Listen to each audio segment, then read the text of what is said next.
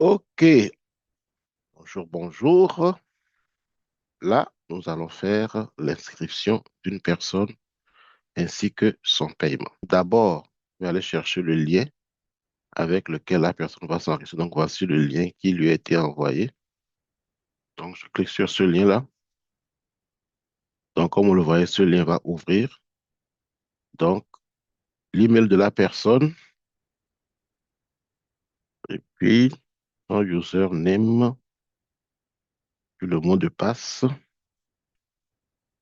et je fais Create Account. Le système me dit que il a envoyé un mail automatiquement. J'ai reçu ici l'email de la vérification de l'adresse community. Donc, je clique sur Verify Email. Quand je clique dessus, ça me ramène sur la page. Le mot de passe,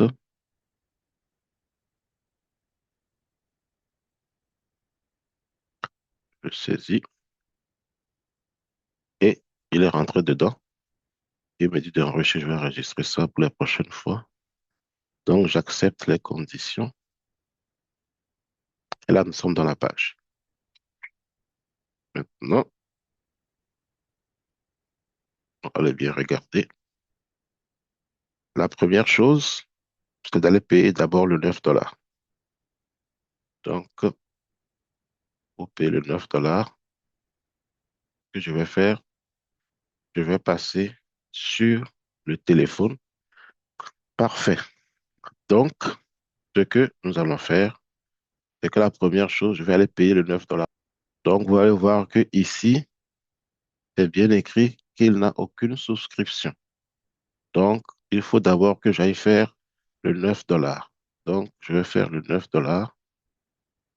Je vais payer par crypto. Je le fais. Donc, il me le dit. Parfait. Je fais excellent. C'est fait. Donc, je retourne ici et je vais cliquer sur I have sent. Je clique dessus.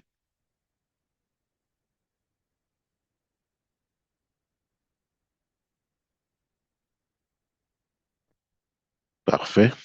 Donc, je vais mettre l'enregistrement sur pause pour pouvoir entrer les éléments de d'information de la personne.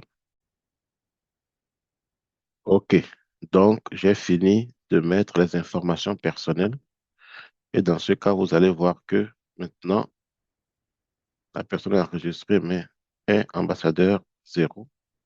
Quand je vais dans souscription, là, vous voyez maintenant que dans souscription, on a une souscription qui est là maintenant. C'est vert. Donc, on a une souscription de 9 $ est payée. Maintenant, je vais aller payer son pack ambassadeur 1. Donc, je prends le 120 qui est le ambassadeur 1. Je clique dessus. Paiement par crypto toujours. Maintenant, ce que je vais faire ici, je ne vais pas plus faire le paiement avec I have sent des amount. Je vais plutôt aller copier le hash et je vais le faire avec le hash. Donc, transaction hash, transaction hash, je copie le hash, je vais. Donc, au lieu de cliquer sur I have sent des payments, je vais plutôt aller cliquer ici, comme si j'avais déjà fait I have sent des paiements et il n'a pas retrouvé. Donc, je fais ça comme ça, je le colle ici. Donc, c'est la deuxième option. Tu vois, quand tu fais un envoi, un paiement, tu fais Arabsend des paiements et ça ne le retrouve pas, tu peux faire ça en copiant le H et en le mettant ici.